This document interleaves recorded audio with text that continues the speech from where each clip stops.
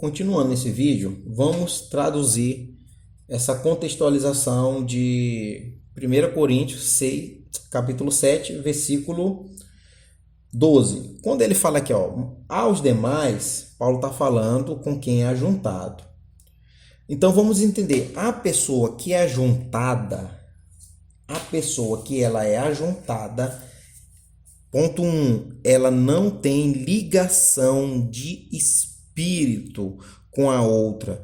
Eles ainda são dois, eles não são um. Eles não foram abençoados por Deus.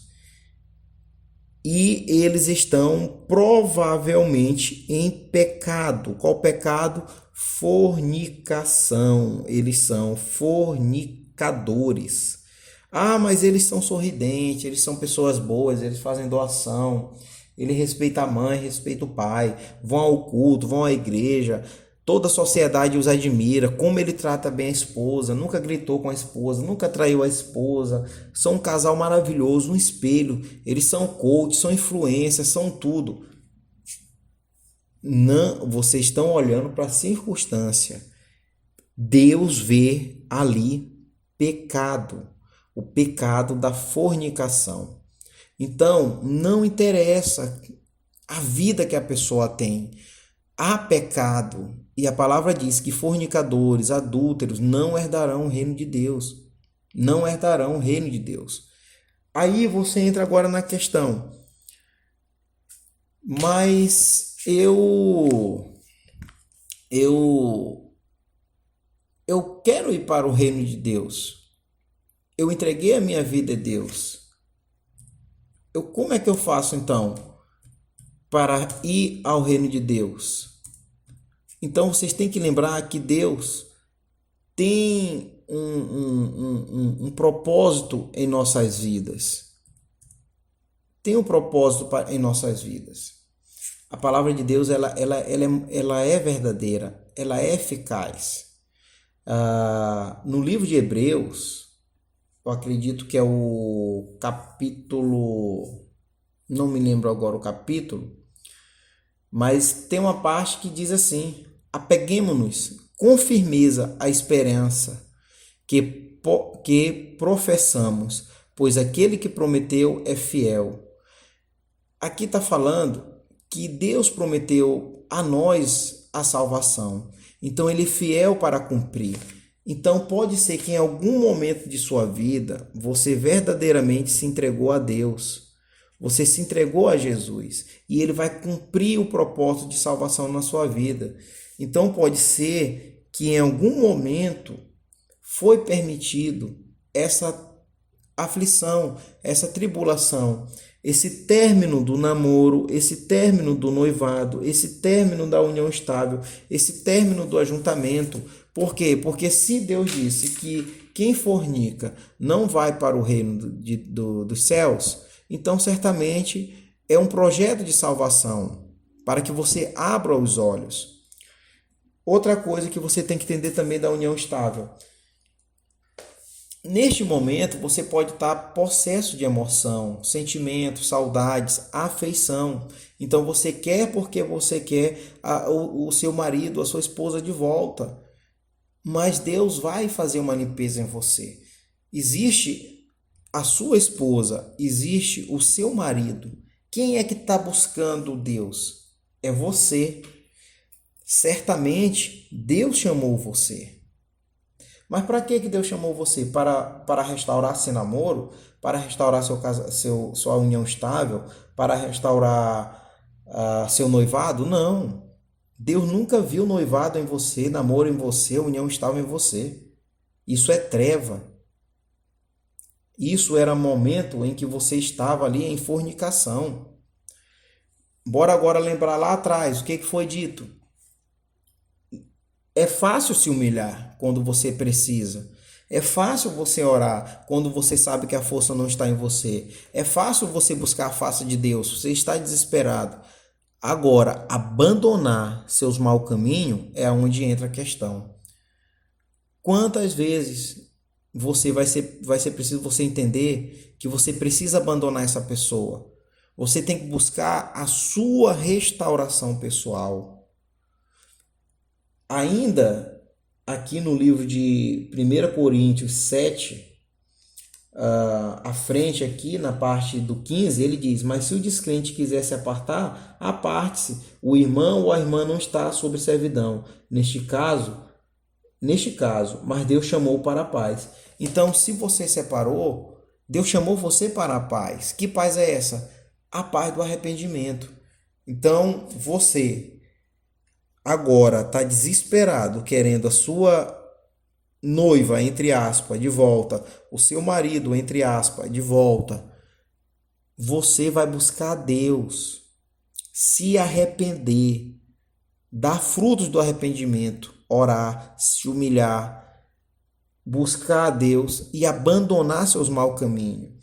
Se porventura, com o passar do tempo, você buscando a Deus, reconhecendo que mês tal, ano tal, você cometeu determinado pecado, pode haver duas coisas. Primeiro, você não vai mais querer aquela pessoa. Por quê? Porque aquele sentimento era um sentimento enquanto você estava em pecado.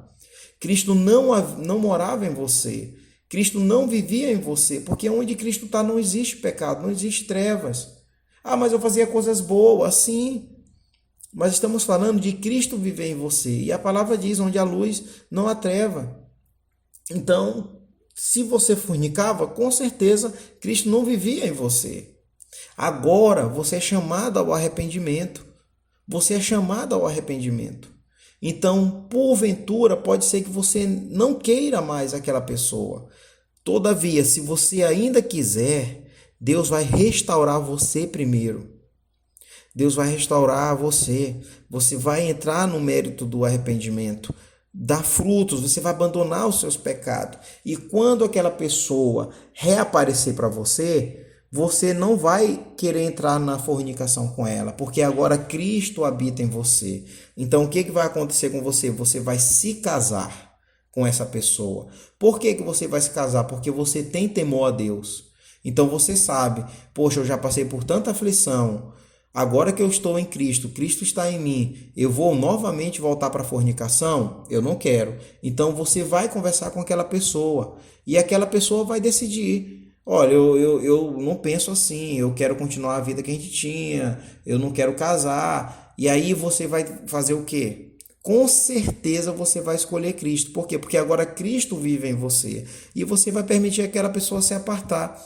Hoje que você esperneia, não quer nem mais acordar vivo por causa dessa pessoa, amanhã você vai dar glória a Deus porque você vive em Cristo e Cristo vive em você. Olha o que a palavra diz.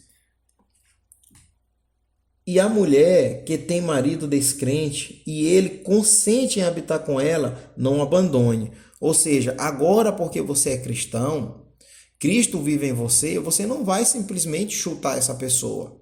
Ela não era seu marido? Ela não tinha união estável com você? Ela não era isso? Então você não vai apartar essa pessoa.